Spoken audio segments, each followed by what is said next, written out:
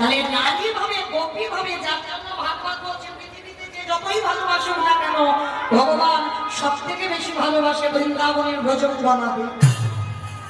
তাই যেন ভজন করতে হবে গোপী ভাবে। তো আজকে এখানে যারা আছে কোনো জাত নয়, আর আমার ভগবান জীবনে জাতের বিচার করে না, ওটা মানুষ করে। কে নিচু জাত কে উঁচু জাত ওটা আমার ভগবানের নয়। যদি ভগবানই থাকতো তাহলে বাবা চন্দ্রালিনী সবরীমার হাতের কম পেত না। কলিযুগের মাটিতে বাবা মলয় চাঁদ কাজী যিনি বিধর্মী মুসলমান, তাকে উদ্ধার করতে পারতো না।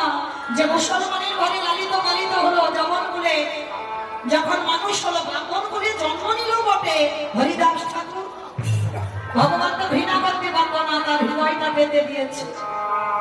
কারণ এগুলো মানুষের বিচার হয়, আমার ভগবানের বিচার নয়, বিধান নয়।